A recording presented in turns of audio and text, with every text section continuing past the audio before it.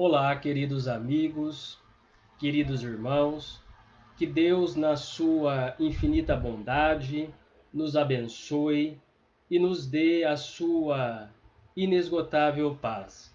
Estamos aqui mais uma vez reunidos para fazermos uma reflexão em torno do livro Lindos Casos de Chico Xavier, do escritor Ramiro Gama. Hoje nós vamos fazer uma reflexão em torno do capítulo 19, intitulado A Água da Paz. Em torno da mediunidade, descreve Ramiro Gama, improvisavam-se ao redor do Chico acesas discussões. É e não é, viu e não viu. E o médium sofria, por vezes, longas irritações, a fim de explicar sem ser compreendido. Por isso, à hora da prece achava-se quase sempre desanimado e aflito.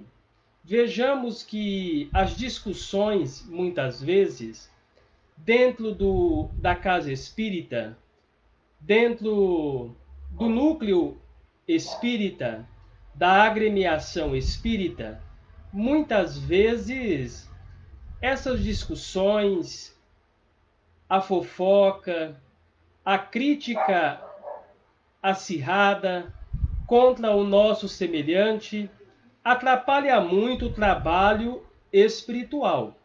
Nós sabemos que os benfeitores espirituais preparam todo o ambiente da casa espírita. Tudo é preparado com muito carinho, com muito amor, com as energias do mundo espiritual, o mundo espiritual que trabalha em nome do Cristo. A espiritualidade representa Jesus de Nazaré. É o consolo a todos nós que nos encontramos no plano físico, necessitados que somos, aflitos que necessitamos dessa consolação, que necessitamos desse consolador prometido por Jesus, que é a religião, que é a doutrina espírita, que nos ensina a ter uma fé raciocinada, que nos ensina a nos prepararmos diante das atividades que ocorrem dentro de uma casa espírita. Então vejamos bem, o Chico estava reunido no grupo, lá em Pedro Leopoldo, no Luiz Gonzaga, reunido com um grupo de amigos, e havia muitas discussões, muitas críticas, muitos boatos ocorrendo, muitos comentários maldosos, e isso influenciava todo o trabalho de Chico Xavier. E o Chico ficava muito triste com toda aquela situação. Vejamos que a nossa mente, ela cria, a nossa mente tem um poder que muitas vezes nós não conhecemos. O nosso pensamento é vida. O nosso pensamento se torna vida, se torna matéria. Tudo que nós pensamos ou tudo que nós emitimos com a força do pensamento, isso cria uma imagem no âmbito espiritual. Os espíritos conseguem enxergar através do nosso pensamento, os benfeitores espirituais, aquilo que nós estamos pensando através desse quadro que nós emitimos com a força do nosso pensamento. Assim também, dependendo do teor do nosso pensamento, os espíritos inferiores também conseguem identificar aquilo que nós estamos pensando. Se o nosso pensamento é de teor negativo, nós entramos em sintonia com os espíritos imperfeitos. E os espíritos imperfeitos, vendo o nosso quadro mental negativo, muitas vezes acabam ele nos inspirando a cometer ainda mais inúmeros erros, os erros que nós estamos cometendo. É nós que damos permissão para que os espíritos inferiores, muitas vezes, atuem em nosso campo mental. Então, o Chico estava observando toda essa confusão, toda essa discussão, estava muito triste, estava muito desanimado, muito aflito. Nós sabemos que Chico Xavier é um espírito de alta envergadura. Então ele sentia isso, ele via o pensamento das pessoas, assim como Jesus inúmeras vezes via o pensamento das pessoas, a malícia das pessoas. Chico também, um espírito de alta envergadura, via o pensamento das pessoas, o que as pessoas estavam pensando, os comentários descaridosos que estavam fazendo, os comentários infelizes. Então o médium ele estava sofrendo muito com isso, porque a interferência espiritual negativa estava interferindo também no trabalho espiritual do Luiz Gonzaga. Mas o Chico, com a sua autoridade moral, assessorado pelos benfeitores espirituais, estavam ali muito bem preparados, naquele trabalho humilde, naquele trabalho simples, imbuídos de boa vontade. A espiritualidade preparava o ambiente, mas o Chico estava muito triste, estava muito desanimado, muito aflito com aquela situação, observando e vendo os comentários dos irmãos durante a reunião mediúnica, durante os trabalhos espirituais. Certa feita, continua Ramiro Gama, o espírito de Dona Maria João de Deus, a mãe de Chico Xavier, compareceu e aconselhou-lhe: meu filho, para curar essas inquietações, você deve usar a água da paz. O médium, satisfeito, procurou o medicamento em todas as farmácias de Pedro Leopoldo e não o encontrou. Recorreu a Belo Horizonte e também não encontrou o medicamento orientado pela sua genitora. Ao fim de 2 semanas, comunicou à progenitora desencarnada o fracasso da busca. Dona Maria sorriu e informou: Chico, não precisa viajar em semelhante procura. Você poderá obter o remédio em casa mesmo. A água da paz pode ser a água do pote que está à sua disposição. Quando alguém lhe trouxer provocações com palavra, beba um pouco de água pura e conserve-a na boca. Não a lance fora e nem a engula. Enquanto perdurar a tentação de responder, guarde a água da paz banhando a língua. O médium baixou então os olhos, desapontado. Compreendera que a mãezinha lhe chamava o espírito à lição da humildade e do silêncio. Vejamos bem, a água da paz, da qual Maria João de Deus se refere e ensinou ao Chico. Chico, diante das provocações, das críticas, diante dos comentários infelizes, não revide, procure manter-se calmo. Pega ali a água do pote, beba a água, conserve a água na sua boca e não lance fora, e nem a engula. Enquanto perdurar a tentação de responder ou de magoar quem quer que seja, guarde a água da paz banhando a língua. Então isso é uma verdadeira realidade. Se todos nós fizermos isso, diante de uma provocação, diante de uma crítica, diante de um comentário infeliz, se todos nós utilizarmos a água da paz, banhando a nossa língua, com certeza nós vamos evitar inúmeros tormentos voluntários à nossa volta.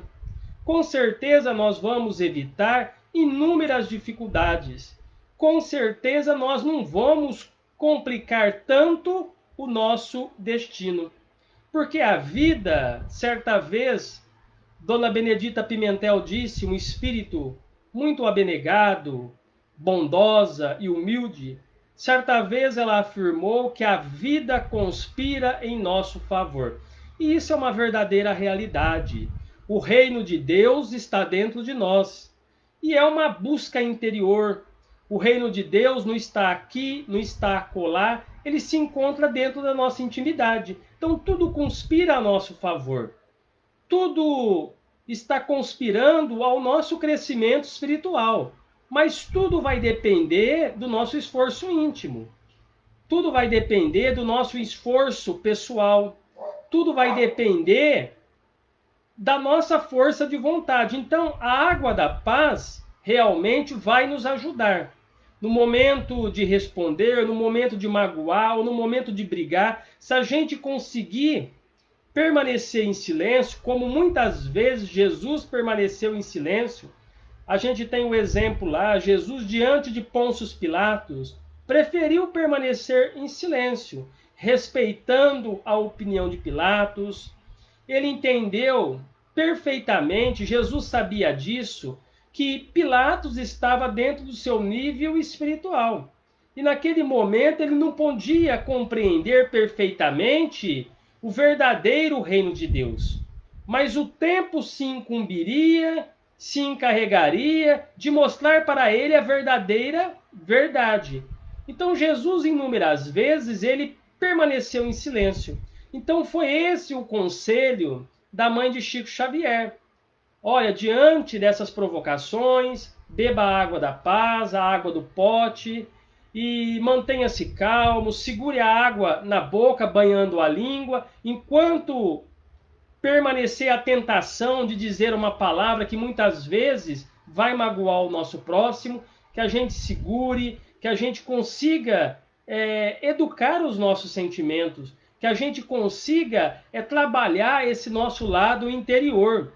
Porque o verdadeiro mérito nasce daí, do nosso esforço pessoal, de trabalharmos tudo isso, de realmente identificarmos as nossas imperfeições e corrigirmos as nossas imperfeições.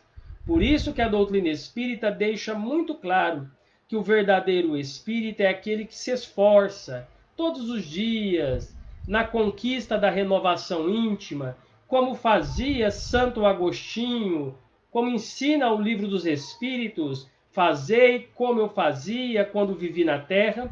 No final de cada dia interrogava a minha consciência e passava a minha vida por revista. Ou seja, ele no final de cada dia analisava todo o seu dia a dia, como foi, como ele agiu, como ele procedeu, da forma que ele não deveria ter agido, como ele deveria ter agido, e assim ele foi se conhecendo e foi se transformando e se tornou um espírito de alta envergadura através da reforma íntima. Então todos nós estamos, sim, fadados à perfeição.